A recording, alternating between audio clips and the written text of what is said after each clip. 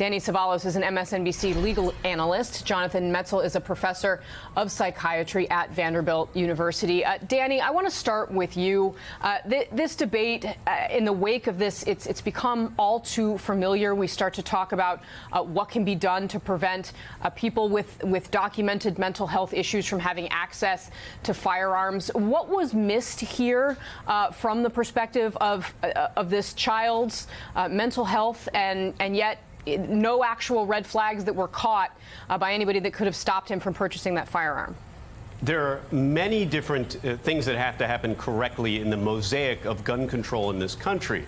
As it is, the federal government can't even force states to report those who are not qualified to own firearms, or at least the reporting requirements are patchwork at best. And when it comes to mental health, we have to strike a balance. Society has always struck a balance, particularly so when juvenile records are involved, between the obvious safety of society, but also the privacy of the juvenile, with the idea that juveniles are different from adults. We seal their records because they have a hope that maybe a 25-year-old does not, that they may mature out of whatever phase they're going through, and that by the time they reach 18, 19, 20, that they will mature enough to no longer to sort of grow out of this this condition or bad behavior or bad conduct.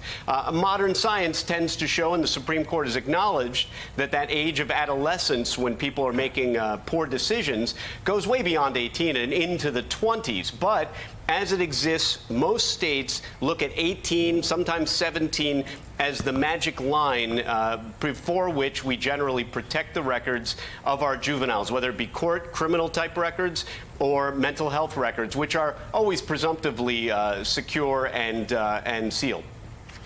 Jonathan, you've written extensively on this topic, saying that focusing on mental health in the wake of these tragedies is the wrong approach. But can you speak a little bit to Danny's point? Where is the right balance for someone who is a juvenile and who, does have a right to privacy that may, we've seen very sadly in this case, it conflicted with, obviously, the rights of these students that he killed? Right. Well, absolutely. Well, first, let me just say that as a psychiatrist, I completely understand why we turn to questions of mental health in the aftermath of mass shootings.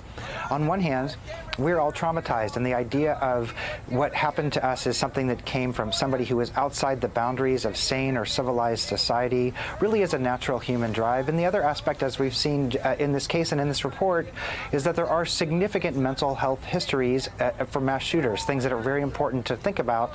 But often we learn that information in retrospect. The reason that I say we should be wary, and I agree with Danny exactly about this balance, is for a couple of reasons. One is that, as we see in this case and in this file, there are many factors that went into this shooting, but none of them would have been predictive. In other words, there are many people who have depression, ADHD, cutting, breakups, getting kicked out of school, things like that. But of the many, many thousands of people who have those kind of symptoms, it's not like a psychiatrist or any mental health practitioner can say, this one person is going to go on to commit a mass shooting. And so on one level, there's no predictive value. The other, as we see here, is that it's a combination of mental health histories, but also it's hard to take that out of the context of laws, cultures, access to guns, other factors like that. And so what I worry about as a psychiatrist is that we just say the problem is in somebody's brain and not look at the broader culture. And I think the final point is that we can see with the way President Trump and other people are talking about this, that when we focus just on this question of mental health, it becomes a code word for really not doing anything, because the subtext of that message is, well, gosh, this is just happening in somebody's brain, and that sure is unpredictable. And so it becomes, for me, a massive deflection of talking about what really needs to happen to enact communities that are safer, even if we respect people's gun rights. Danny, to you on this, we're learning a little bit more about how the defense is going to play out in this case as Nicholas Cruz faces these charges of murder, 17 counts. They're asking or saying that he would plead guilty to these counts in exchange for the death penalty being taken off the table. How do you see this case progressing legally? we look at the records that were just released. Those are not particularly helpful to an insanity defense, and I don't think his counsel is really exploring an insanity defense, or at least it doesn't appear so. In Florida, every state has a different insanity defense. Some states don't even have it anymore.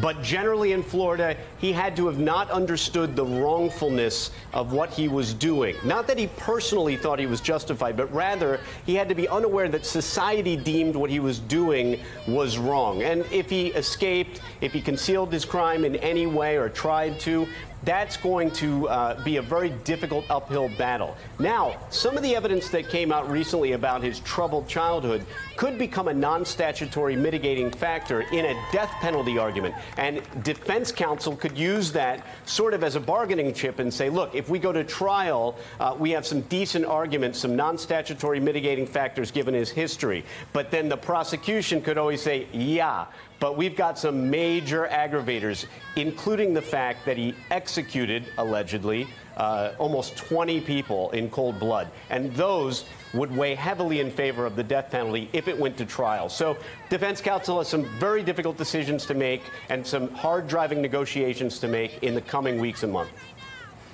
Danny Cevallos, Jonathan Metzl, thank you both very much for your time today. I really appreciate it. Thanks so much.